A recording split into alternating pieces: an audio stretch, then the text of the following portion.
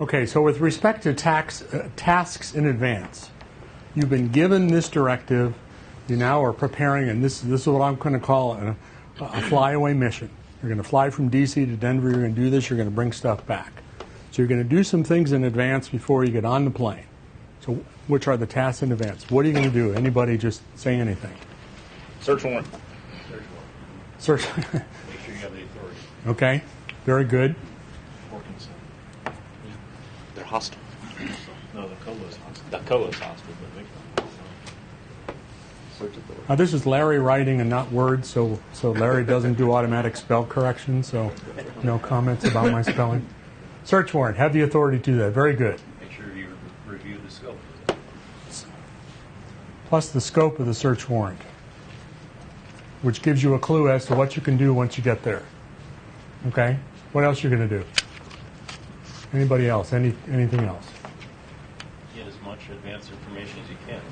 Where are you going? Who to talk to? What the environment is. So locations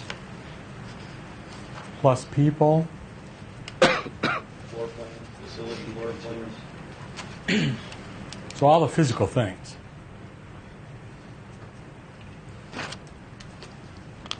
Reach out to partners to see maybe what has worked or not worked with this facility. Okay. So if there's any Maybe prior work with them before. history with the facility, essentially.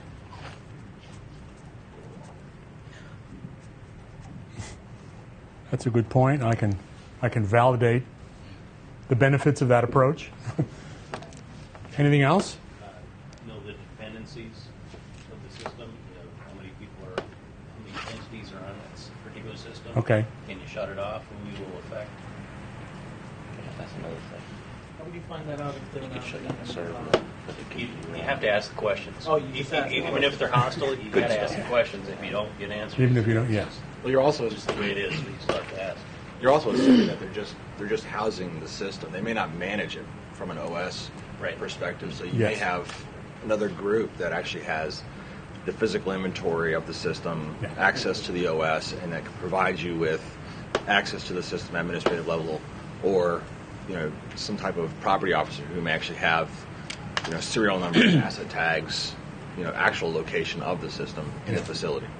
Yeah, I can tell you the position that I was in was they provided power, air conditioning, and network connectivity, and they didn't know anything else. They installed the system, and of course you could pay more if you wanted to manage it, but they didn't do that.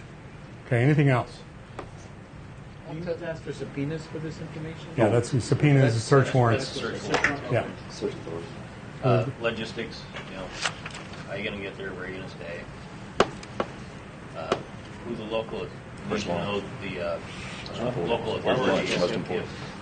If you need to have a modification for the search warrant. Should you Similar spend a little situation day I that you had. get the manpower to go get food? We got on site and realized the address is the next building over, so we had to wait a day for the warrant to get corrected. Yeah. You got to know who to contact to get that done. Okay. How about planning your team? Yeah, okay. Who's going? Make sure you have the expertise.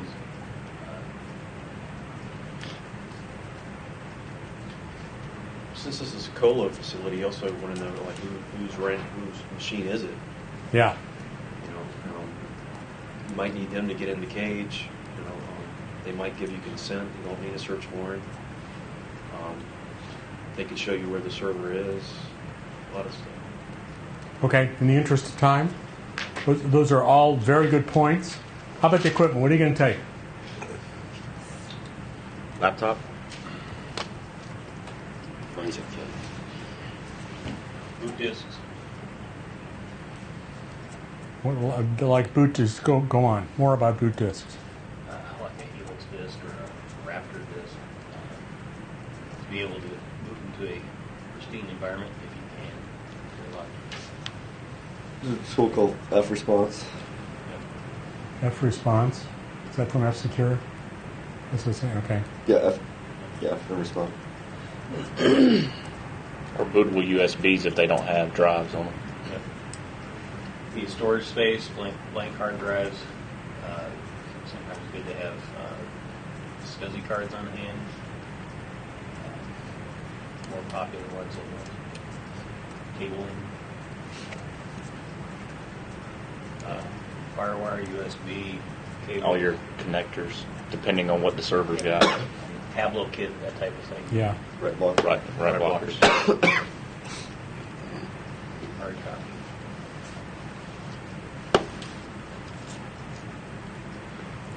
Anything else? Tools. Software? No, like screwdrivers, Okay, hand tools. Okay. Camera, flashlight. documents. Manual with command line terms. When you go blank. You're going to have that stuff on your laptop. Anything else? Moving on. Once you get on site, what are you going to do? Find the Starbucks. Contact. Make contact.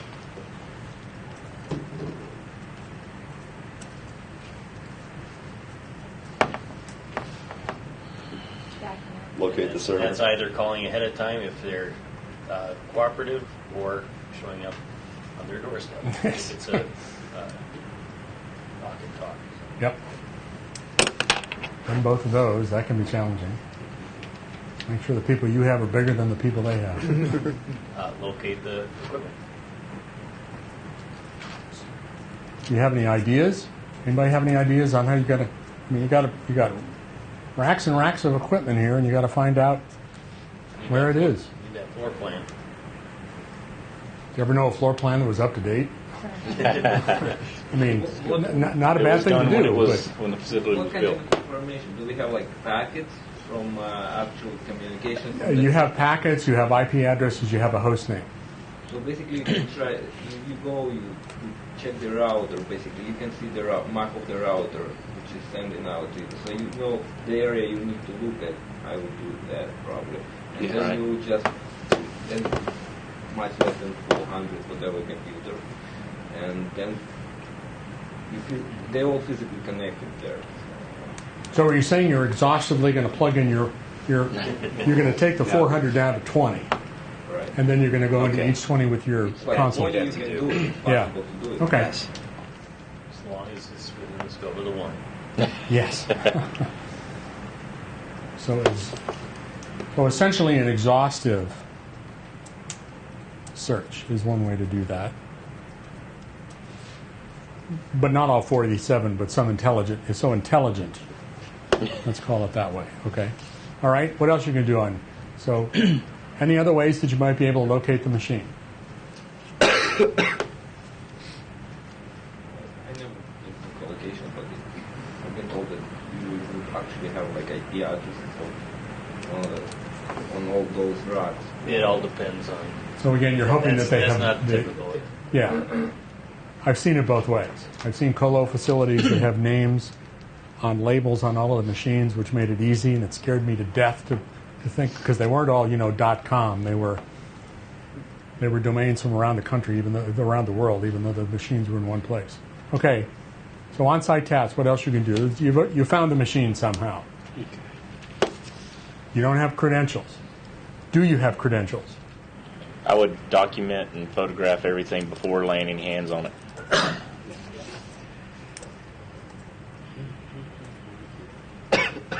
Sounds good.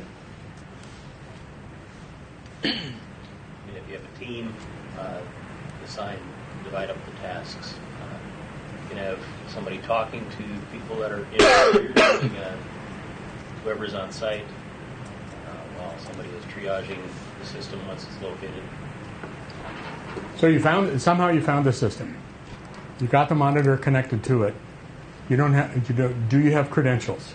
Most likely not. Let's assume you don't have credentials, because if you do have credentials, that's easy. So let's make it a little harder. You don't have credentials. System is up and running.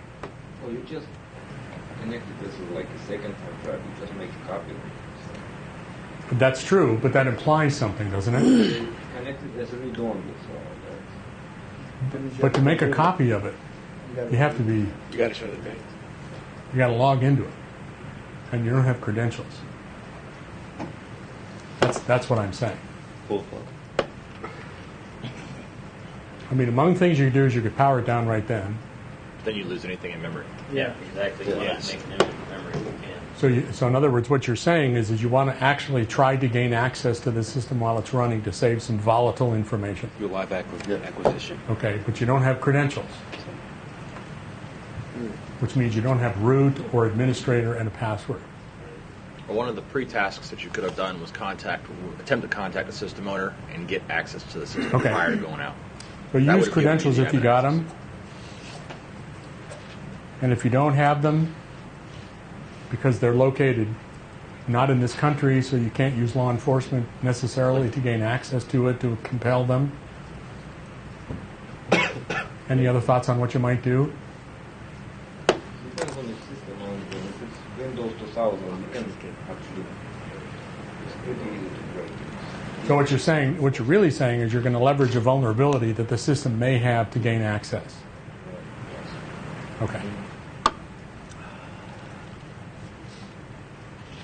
If you can't, that's when you. And then document what you're doing. Yeah. Doing There's that. only so much you can do. Okay. All right. What are you going to capture? If you do something like that, you have to document what you do. It's okay to change system stuff, but you need to document what you did and why you're doing it. Let me suggest that you're going to document everything. First we said photograph. And when you photograph, if you can use, if the camera has the ability to tag in metadata GPS locations, I can help you. You know about that. You can take a picture with your digital camera. You can keep on. Okay. What are you going to capture? Somebody said memory, if you can. Whatever the warrant allows for. Let's hope it's the full physical disk. The warrant, if the warrant says you can only look at Excel files and you can't look at Word files, you can only look at Excel files and capture them. That's What else making you it, can And if it allows for seizure of the equipment, but that's also Typically, you Bang write tag. the warrant. So can I ask if they don't allow physical seizure and it's a shared disk, right, with other companies, it doesn't need to be in this. So what do you do in that case? Yeah. least invasive, and you have to stay within the scope of the warrant. Yeah. If it says you cannot shut the system down, you've got to find some other means to You may be able to apply look up. pressure to gain access. In preparing to go out there and reviewing the IP address, you can be able to tell that there may be other things running on that server that may be completely legitimate, that you can't take down without affecting somebody else's business or operations. I mean, for example, it could be an ESX server running multiple VMs. You may only be able to image the VM associated with a warrant. It may be that it's a plain old stupid box that runs, it's a $500 box that's only owned by the bad person. You can image the whole thing. See, now, I've never done this kind of forensic investigation, so I would try to do a packet capture, see if anybody's actually connecting to it, Okay? and then maybe go back and see if I could find a vulnerability to connect to them, see if I can find any credentials that they're using. Sometimes people use the same credentials in multiple Yeah. places, and try to then connect to the box using that. But would that even be legal? Depends on the warrant. The answer is it depends. The warrant can be very constraining, and it can be wide open. It Yeah. depends on the judge, how well the affidavit's written for the warrant, and what the judge allows. In which area of the country you're in. California, you're going to get very detailed warrants. What about You can breathe this hour, you can't breathe this hour. And with respect to network monitoring, you may only be able to do what's called pen trap and trace. We'll talk about this more, which is only capturing header information. You're talking about body of packets, as in, what do I want to say, what's the telephone equivalent? Title III. Yeah, and where you can capture content, where you're going to find credentials. So it again depends on what you're allowed to do. And boy, if you're only allowed to do headers, man, you don't want anything, no body, no nothing. So you've got to be very careful on what you capture. So, okay, so you're going to capture whatever the warrant says. So you've gone in, you've gotten access, you've captured memory. Although memory is interesting too. If it's a multiple use system, I can't capture all the physical memory because I may capture some other company stuff that's out of scope of the warrant. So that may be challenging. So, okay. All right, in the interest of time, moved on. Analysis task. What are you looking for? credit card information. Okay, So this- for sure it's there that in-digit number and like your name of the person. Okay. That's the two things. It can be addresses as well, or like on the back of that. Security code. Yeah, security Yes. code. So you're looking for. Okay, that's basically if it's not encrypted. You're looking basically for text. It's pretty easy.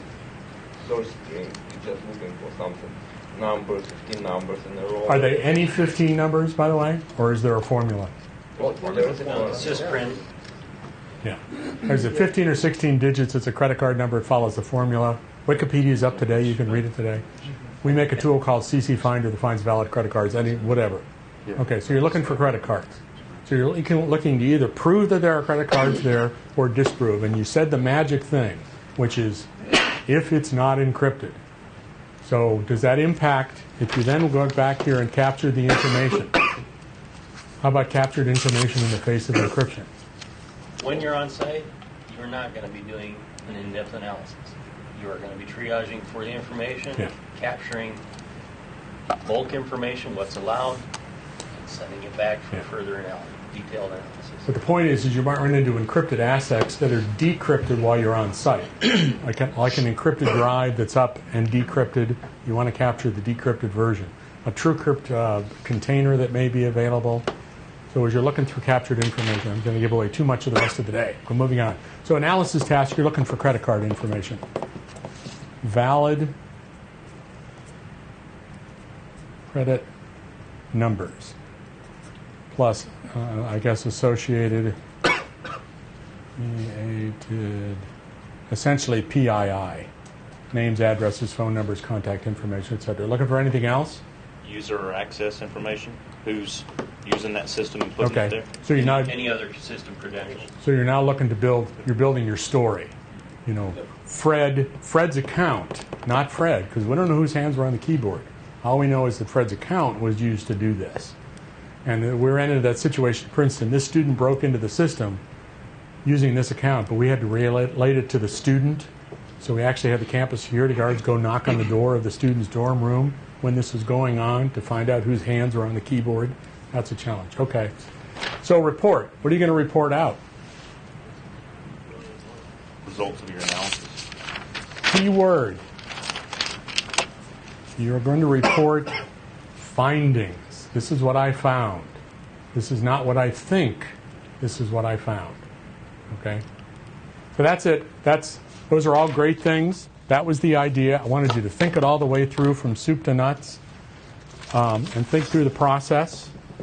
Now what we'll do here is talk in more detail about the process.